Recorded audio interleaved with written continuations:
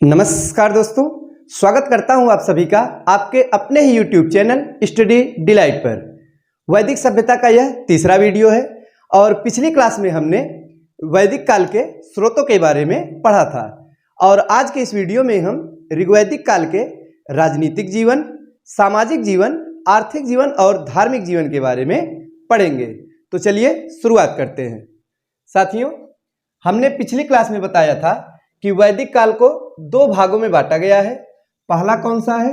ऋग्वैदिक काल है और दूसरा कौन सा है? तो उत्तर वैदिक काल है। अब अगर ऋग्वैदिक काल की बात की जाए तो इसे पूर्व वैदिक काल भी कहा जाता है। तो इसे दो नामों से हम जानते हैं, एक है पूर्व वैदिक और दूसरा है ऋग्वैदिक काल। तो सबसे पहले आज हम जिस टॉपिक को पढ़ेंगे वो है कि ऋग्वैदिक काल का राजनीतिक जीवन कैसा था। तो साथियों, जो ऋग्वैदिक काल है, इस काल में जो लोग रहते थे यानी कि जो आर्य रहते थे वे छोटे छोटे समूहों में रहते थे और जो समूह बनाकर वे रहते थे इन्हें कहा जाता था कबीला। तो हम ये कह सकते हैं इस काल में लोग कबीला बनाकर रहते थे। तो याद रखिएगा, तो इस काल में जो लोग रहते थे वे किस प्रकार से रहते थे? तो छोटे छोटे समूह जिन्हें कबीला के नाम से जाना जाता है। वहीं अगर प्रशासन की सबसे बड़ी इकाई की बात की जाए तो जन को प्रशासन की सबसे बड़ी इकाई कहते थे। यानी कि जब ये कबीला एक बड़ा रूप में होता था यानी कि बड़ी इकाई में अगर बात की जाए तो इसे जन कहा जाता था। और साथियों, ये जो जन होता था इसे चलाने के लिए एक प्रमुख व्यक्ति भी होना चाहिए। तो इसीलिए जो जन का प्रमुख होता था यानी कि हम इसको हेड कह सकते हैं, जो मुख्य होता था, तो उसे राजन कहा जाता था या गोप नाम भी इसे दिया गया है। राजन या गोप ये कौन होता था? तो जन का प्रमुख होता था। साथियों, क्या हम ये कह सकते हैं कि इस समय का जो राजन यानी कि राजा होता था वो आगे आने वाले राजा जैसे कि चंद्रगुप्त मौर्य और अशोक के समान ही क्या शक्तिशाली राजा होता था? तो बिल्कुल नहीं। ये समझिएगा कि यहाँ पर जो राजन था साथियों, इसका सीमित अधिकार था यानी कि इसकी शक्तियां सीमित थी। आगे आने वाले राजाओं की तरह इसके पास जो है अधिक शक्तियां नहीं होती थी, सीमित शक्तियां होती थी। यानी कि एक छोटे से समूह का प्रमुख होता था और इसके पास कोई विशेष शक्ति नहीं होती थी। अब हम बात करेंगे कि प्रशासन की दूसरी सबसे बड़ी इकाई कौन सी थी साथियों? तो विस थी। याद रखिएगा क्रम से, सबसे बड़ी इकाई प्रशासन की जन थी जिसके प्रमुख को राजन कहते हैं और दूसरी सबसे बड़ी इकाई थी विस। और विस के जो प्रमुख होते थे उन्हें विस्पति के नाम से जाना जाता है। याद रखिएगा साथियों, आसानी से याद रख सकते हैं, विस से विस्पति। तो दूसरी सबसे बड़ी इकाई कौन सी हो जाएगी? विस हो जाएगी और इसका जो प्रमुख है वो है विस्पति। अब हम बात करेंगे तीसरी इकाई के बारे में, यानी तीसरे नंबर पर क्या आता है साथियों? तो ग्राम है। तीसरे नंबर पर जो सबसे बड़ी इकाई है वो है ग्राम और ग्राम का जो प्रमुख होता था यानी मुखिया, उसे ग्रामीण कहते थे। याद रखिएगा, तीसरे नंबर पर जो प्रशासन की बड़ी इकाई थी वो क्या थी? तो ग्राम थी और ग्राम का मुखिया क्या कहलाता था? तो ग्रामीण कहलाता था। अब प्रशासन की सबसे छोटी इकाई क्या थी? तो साथियों, सबसे छोटी जो इकाई थी वो थी कुल। तो सबसे छोटी इकाई क्या थी? कुल थी और कुल का जो प्रमुख होता था उसे कुलप कहते हैं। याद रखिएगा, कुल का जो प्रमुख है उसे क्या कहते हैं? कुलप। तो साथियों, सबसे बड़ी इकाई प्रशासन की क्या थी? जन थी और इसके प्रमुख को कहते थे राजन या गोप। दूसरी सबसे बड़ी इकाई थी विस, विस के प्रमुख को विस्पति कहते हैं। तीसरी सबसे बड़ी इकाई थी ग्राम और ग्राम के प्रमुख को क्या कहा जाता था? तो ग्रामीण कहते थे। वहीं अगर प्रशासन की सबसे छोटी इकाई की बात की जाए तो कुल जो है वो प्रशासन की सबसे छोटी इकाई थी और छोटी इकाई का जो प्रमुख था यानी कुल का प्रमुख था उसे क्या कहते थे? तो कुलप कहा जाता था। तो ये प्रशासन के बारे में हो गया कि किस प्रकार से उस समय डिवाइड था साथियों। अब हम बात करेंगे कि इस काल में कुछ संस्थाएं होती थी। जैसे जो राजा होता है तो उसके सहयोग के लिए कुछ संस्था उस समय बनी थी और जिनमें सबसे प्राचीनतम संस्था की अगर बात की जाए साथियों तो उनमें विदथ जो है वो सबसे प्राचीनतम संस्था थी। नाम याद रखिएगा, पूछा जाता है।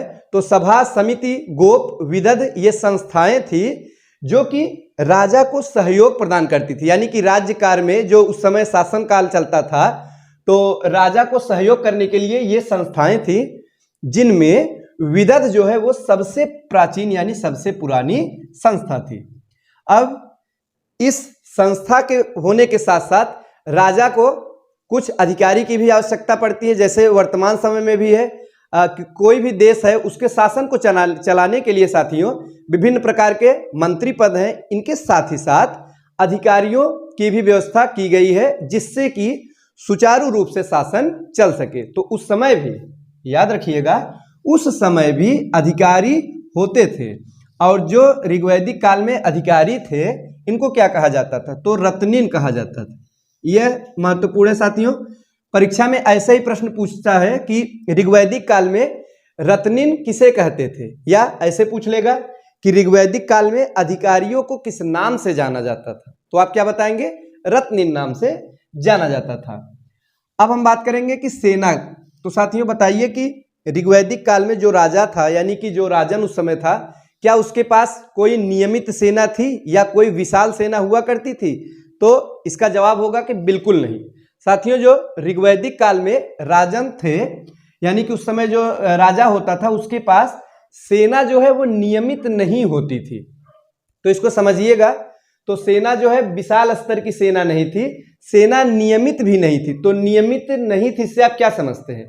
तो इसका तात्पर्य है साथियों कि सेना जो है जब कभी युद्ध होता था, जो अलग अलग कबीला था तो कबीलों में आपसी संघर्ष होता रहता था, तो जब युद्ध होता था तो उसी समय सेना जो है वो युद्ध में भाग लेती थी, और जब युद्ध नहीं होता था तो उस समय सेना जो है एक आम नागरिक की तरह, जैसे कि सामान्य लोगों की तरह ही जीवन यापन करता था, यानी कि आम जन की तरह यह भी अपने दैनिक कार्यों में लगा रहता था। लेकिन जब जो है युद्ध आदि होता था तब सेना को बुलाया जाता था, फिर सेना उसमें युद्ध करती थी।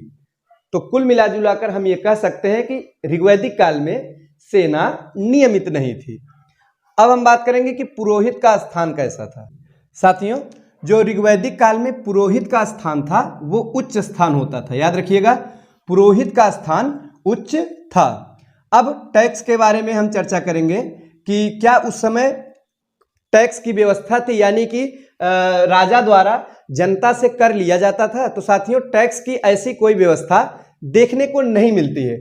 हाँ, एक बात जरूर है कि स्वेच्छा से जनता द्वारा कर दिया जाता था। स्वेच्छा से यानी कि कोई शासन द्वारा या राजा द्वारा निर्धारित नहीं था आपको इतना ही देना है, ऐसा कुछ नहीं था, बल्कि स्वेच्छा से यानी कि जितना मन करे अपने हिसाब से जनता जो है एक कर के रूप में देती थी, जिसे बलि कहा जाता है। इसे हम भाग कह सकते हैं। ठीक साथियों, याद रखिएगा, मतलब जनता के द्वारा उस समय स्वेच्छा से जो कुछ हिस्सा दिया जाता था यानी कर दिया जाता था, उसे क्या कहते हैं?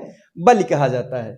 तो ये थी राजनीतिक जीवन से संबंधित कुछ सामान्य जानकारी, तो आप याद रखिएगा। और सबसे महत्वपूर्ण है प्रशासन के बारे में। सबसे बड़ी इकाई जन थी, दूसरे नंबर पर तो कौन सा था साथियों? विश्व, तीसरे नंबर पर ग्राम, चौथे नंबर पर यानी सबसे छोटी इकाई थी कुल। अब हम बात करेंगे कि सामाजिक जीवन कैसा था। तो सामाजिक जीवन के बारे में हम लोग पढ़ेंगे।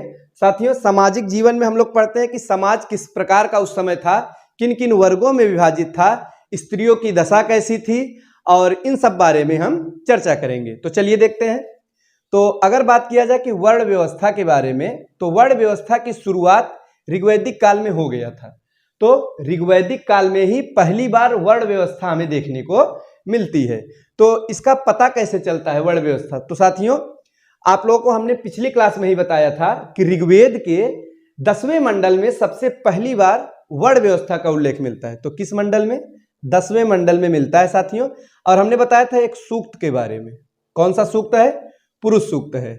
याद रखिएगा, तो ऋग्वेद का एक सूक्त है वो है पुरुष सूक्त, जो कि 10वें मंडल में है। और इसी पुरुष सूक्त में सबसे पहले वर्ण व्यवस्था के बारे में उल्लेख मिलता है।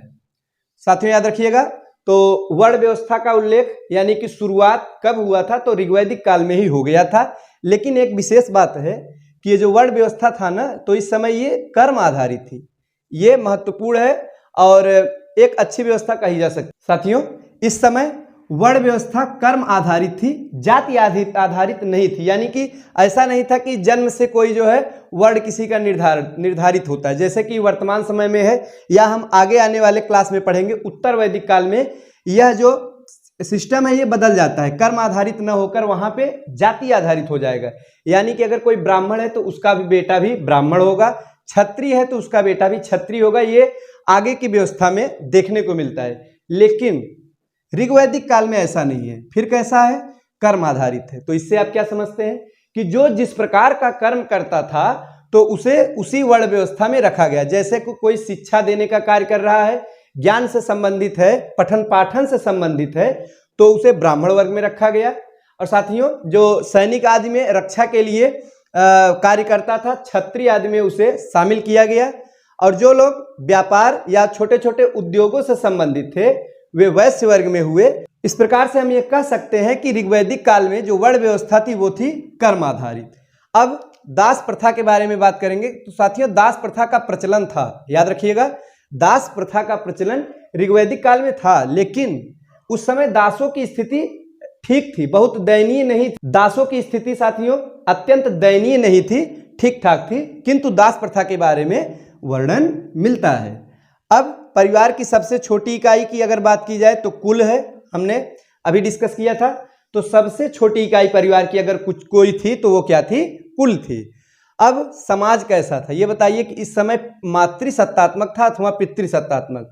तो पितृसत्तात्मक था। साथियों, हमने पढ़ा था कि सिंधु घाटी सभ्यता का जो समाज था वो था मातृसत्तात्मक। याद करिए आप लोग, पिछली क्लास में हमने आपको बताया था कि सिंधु घाटी सभ्यता का समाज कैसा था? मातृसत्तात्मक था। क्यों था? क्योंकि उस समय मातृ देवी की मूर्तियां और नर्तकी की मूर्तियों के साथ साथ अधिकांशतः महिलाओं की मूर्तियां मिली थी, जिससे पता चलता है कि उस समय मातृसत्तात्मक समाज था। लेकिन जो ऋग्वैदिक काल है यहाँ पर समाज जो है वो मातृसत्तात्मक न होकर अब कैसा है? तो पितृसत्तात्मक समाज है। याद रखिएगा, समाज कैसा है साथियों? पितृसत्तात्मक है। और स्त्रियों की दशा कैसी थी? तो सम्मानजनक थी। यह महत्वपूर्ण है। तो प्रत्येक काल में जब हम लोग सामाजिक जीवन के बारे में पढ़ते हैं तो स्त्रियों की दशा के बारे में यानी स्त्री विमर्श के बारे में अवश्य पढ़ा जाता है, जिससे कि तत्कालीन समाज के बारे में पता चलता है कि उनकी सोच कैसी थी, स्त्रियों को किस प्रकार से देखा जाता था। दोस्तों, जो स्त्रियों की दशा थी इस काल में वो सम्मानजनक थी और उन्हें शिक्षा का अधिकार भी प्राप्त था। ये विशेष बात है, याद रखिएगा कि स्त्रियों को भी ऋग्वैदिक काल में शिक्षा का अधिकार प्राप्त था। और ये कैसे पता चलता है? तो इस प्रकार से पता चलता है कि ऋग्वैदिक काल में कुछ विदुषी महिलाओं के बारे में वर्णन मिलता है। विदुषी महिलाएं, तो विदुषी कब बनेंगी? जब शिक्षित होंगी तभी तो बनेंगी ना। तो इस प्रकार से कह सकते हैं शिक्षा का अधिकार था। और जो विदुषी महिलाएं जिनका उल्लेख मिलता है इनमें अपाला, नाम एक बार पढ़ लीजिएगा, अपाला, घोषा, लोपामुद्रा। तो साथियों, अपाला, घोषा, लोपामुद्रा ये विदुषी महिलाएं हैं ऋग्वैदिक काल से। इनसे हम ये कह सकते हैं कि ऋग्वैदिक काल में स्त्रियों की दशा कैसी थी साथियों?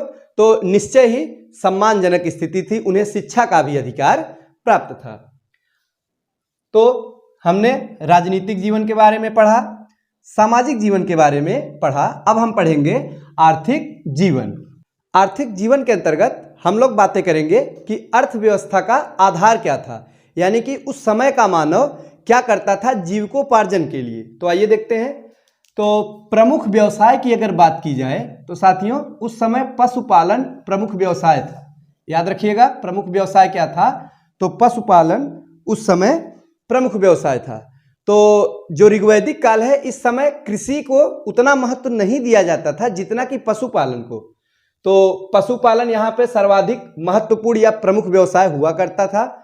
और इस काल में पशुओं से ही मानव की जो समृद्धि का पता चलता था। तो ज्यादातर पशुओं में जो सबसे महत्वपूर्ण स्थान है गाय का होता था।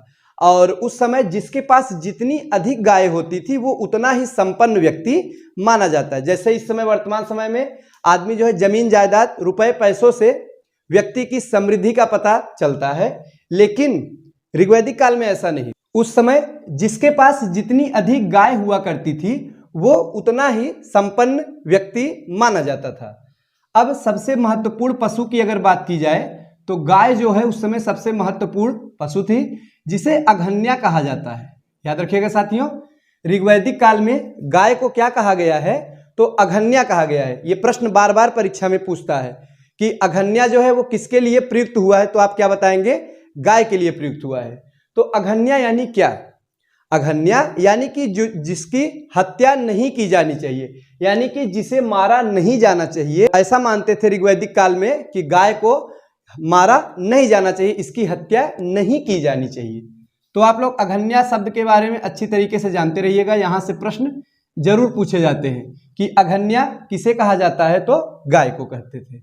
अब साथियों, इस काल में घोड़े का भी प्रयोग किया जाता था, विशेषकर रथ आदि में घोड़े का प्रयोग करते थे। और अगर कृषि की बात की जाए तो कृषि का महत्व तो कम था। कृषि इस काल के लोग कृषि करते थे, ऐसा नहीं है कृषि बिल्कुल नहीं करते थे, कृषि करते थे, लेकिन उतना महत्व तो नहीं था जितना कि आगे जो है कृषि का उत्तर वैदिक काल में देखने को मिलता है। तो ऋग्वैदिक काल में कृषि का महत्व तो कम था, और किसका ज्यादा था? तो पशुपालन का ज्यादा था। अब हम उद्योग के बारे में बात करेंगे। तो साथियों, उद्योग धंधे उतने विकसित नहीं थे, उतने बड़े स्तर के नहीं थे किंतु सीमित स्तर पे। कैसा उद्योग? जैसे कि उस समय बढ़ईगिरी के बारे में जानकारी मिलती है, रथकार, तो इस प्रकार से थे जो कि अत्यंत सीमित थे। अब व्यापार के बारे में अगर बात की जाए तो व्यापार होता था किंतु आंतरिक होता था। साथियों, आप आंतरिक से क्या समझते हैं? आंतरिक यानी कि उस समय विदेशों से व्यापार नहीं होता था। जैसे कि सिंधु घाटी सभ्यता में हमने देखा था कि सिंधु घाटी सभ्यता में विदेशों से भी व्यापार होता था, यानी कि बाह्य व्यापार होता था। किंतु ऋग्वैदिक काल में बाह्य व्यापार का साक्ष्य नहीं मिलता है, केवल आंतरिक व्यापार। आंतरिक यानी आपस में ही वस्तुओं का आदान प्रदान करते थे, एक कबीले से दूसरे कबीले में लेन देन होता था। साथियों, व्यापार का साधन क्या था? क्या उसमें कोई मुद्रा आदि थी? नहीं थी। फिर कैसे होता था? विनिमय द्वारा। विनिमय यानी कि लेन देन। किसका लेन देन साथियों? तो वस्तु का। याद रखिएगा, वस्तु विनिमय द्वारा ही व्यापार किया जाता। साथियों, वस्तुओं के आदान प्रदान यानी कि वस्तु विनिमय से ही व्यापार होता था। अब हम देखेंगे धार्मिक जीवन के बारे में। तो धार्मिक जीवन के बारे में बात करेंगे तो साथियों, इस समय के जो लोग थे वे प्रकृति पूजक थे। तो प्रकृति पूजक थे और इसके साथ ही साथ बहुदेववादी थे। यह महत्वपूर्ण है, याद रखिएगा।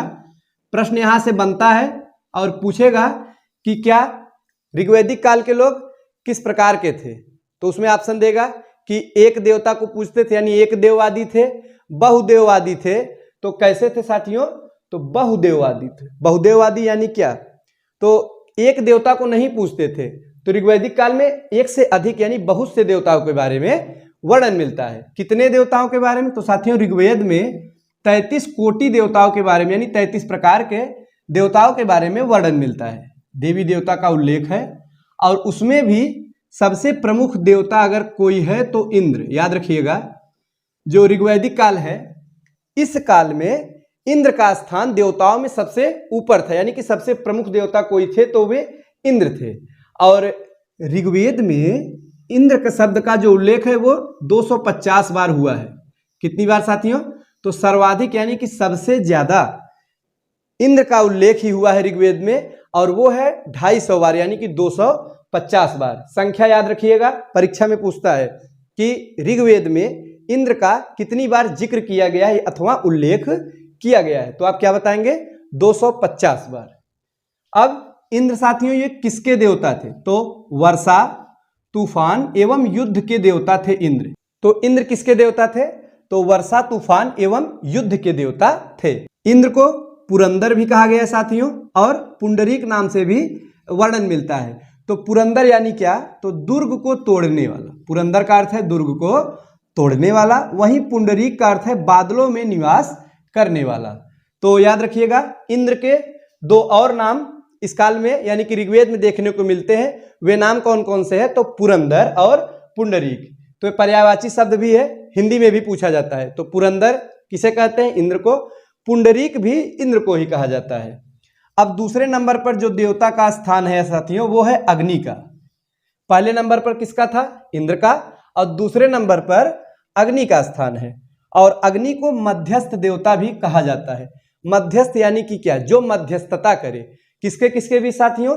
तो मानव यानी मनुष्यों और देवताओं के बीच मध्यस्थता करने के कारण अग्नि को मध्यस्थ देवता कहा जाता है। तो किस प्रकार से? अग्निदेव मध्यस्थता करते थे। तो आप लोग जानते होंगे कि यज्ञ जब होता है, वर्तमान समय में भी होता है और उस समय में भी सर्वाधिक यज्ञ हुआ करते थे। साथियों, यज्ञ में जो मनुष्य और देवता के बीच की कड़ी है वो अग्नि ही है, तो इसीलिए मध्यस्थ देवता भी कहते हैं। और अग्नि का कितनी बार उल्लेख हुआ है? तो 200 बार। याद रखिएगा, इंद्र का कितनी बार था? 250 बार। और अग्नि का कितनी बार है? 200 बार है। और इसे यज्ञ का देवता भी कहते हैं। तीसरे नंबर पर जो देवता आते हैं साथियों, वे है वरुण देव। तो वरुण देव के बारे में आप लोग जानते होंगे कि वर्षा के देवता है, वर्षा अथवा जल के देवता है वरुण देव, और इनका तीसरा स्थान आता है। अब हम बात करेंगे गायत्री मंत्र के बारे में। पिछली क्लास में भी हमने इसके बारे में डिस्कस किया था, आप लोगों को बताया था। फिर से एक बार देखते हैं। गायत्री मंत्र का उल्लेख ऋग्वेद के तीसरे मंडल में मिलता है। तो किस मंडल में साथियों मिलता है? ये बार बार परीक्षा में पूछता है, याद रखिएगा। पहली बार तो गायत्री मंत्र का जो उल्लेख है वो ऋग्वेद में मिलता है, और एक प्रश्न पूछता है मंडल से, किस मंडल में मिलता है? तो तीसरे मंडल में साथियों, याद रखिएगा, तीसरे मंडल में गायत्री मंत्र का उल्लेख मिलता है। और किस देवता को समर्पित है? तो सविता को। जो गायत्री मंत्र है वो सविता यानी कि सूर्य देवता को समर्पित है। रचनाकार हैं विश्वामित्र। अब सविता यानी कि क्या साथियों? तो चमकता हुआ सूर्य।